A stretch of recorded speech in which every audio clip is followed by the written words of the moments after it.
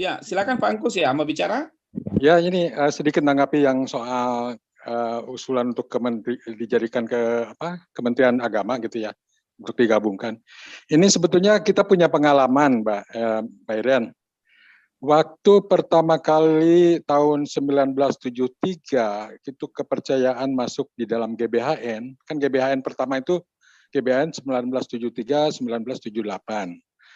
Nah, kita memang kepercayaan itu dimasukkan atau dikelola di dalam pertama dimasukkan di Kanwil agama gitu ya, pada provinsi-provinsi yang ada masyarakat penghayat.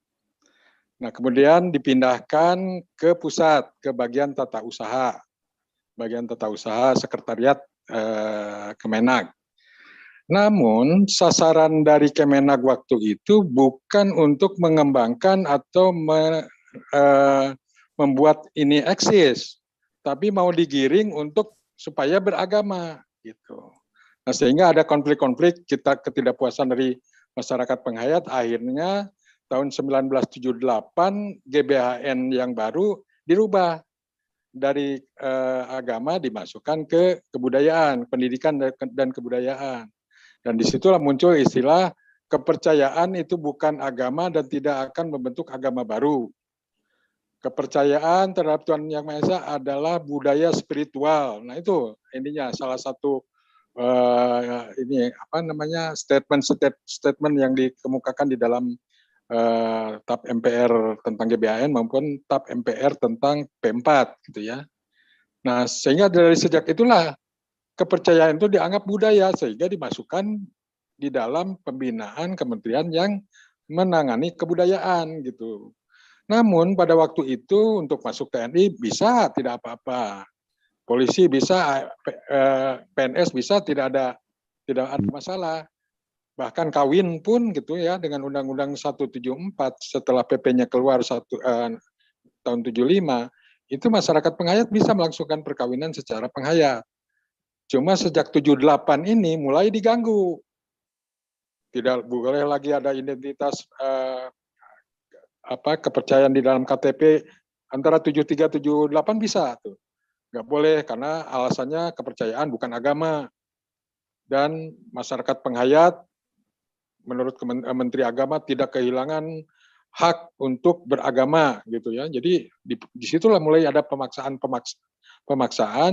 untuk beridentitas agama, kemudian pemaksaan untuk kawin secara agama dan menghambat perkawinan lewat kepercayaan itu. Jadi kasusnya seperti itu. Jadi kami agak khawatir juga kalau nanti masuk ke Kementerian Agama kira-kira bagaimana ya gitu. Karena selama reformasi ini masuk di Kementerian Dikbud dalam hal memperjuangkan hak ada perkembangan bagus gitu. Pendidikan bisa, perkawinan bisa, identitas bisa gitu ya. Dengan dikelola di Kementerian Dikbud gitu. Walaupun memang akhirnya masih ada ketidaksetaraan gitu ya untuk hal-hal tertentu, tapi kemajuan cukup besar. Nah, kalau nanti masuk Kementerian Agama kira-kira bagaimana? Itu yang ada kekhawatiran, terus terang ada traumatik dari masyarakat penghayat ini kalau masuk ke Kementerian Agama. Jadi ini yang perlu diinikan. Tapi persoalan utama seperti tadi yang disampaikan Bu Kunti, memang PNPS ini itu sebetulnya yang jadi hambatan utama. Karena di dalam Undang-Undang PNPS ini nyata-nyata disebutkan masyarakat penganut kepercayaan ini dianggap membahayakan kerukunan nasional, dianggap sudah banyak menodai kaidah-kaidah agama dan harus diarahkan pada pemahaman agama yang benar. Kan bunyi penjelasan di PNPS kan begitu. Itu yang jadi ini ya, jadi stigma yang terus-menerus mungkin dijadikan acuan oleh pejabat-pejabat termasuk TNI barangkali. Nah, ke TNI sendiri, ke Panglima, kami sudah mengajukan beberapa kali permintaan supaya kami dibuka untuk jadi melamar di TNI, dan bahkan kita minta kalau boleh kita minta untuk audensi, tapi sampai sekarang belum ada tanggapan, belum ada respon.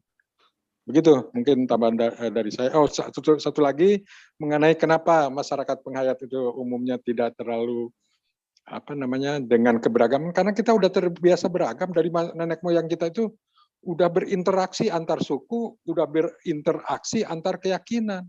Jadi perbedaan itu tidak menjadikan masalah buat masyarakat penganut ajaran leluhur, karena memang sudah dalam kehidupannya sudah terbiasa berbeda gitu. Berbeda etnik, berbeda agama, berbeda geografis, berbeda budaya, kan itu sudah terbiasa kita. Jadi perbedaan tidak menjadi halangan. Makanya kalau ada harus toleran kita bukannya toleran, bahkan kita udah inklusif kok, kita udah menyatu gitu kan. Itu mungkin tambahan dari saya. Makasih.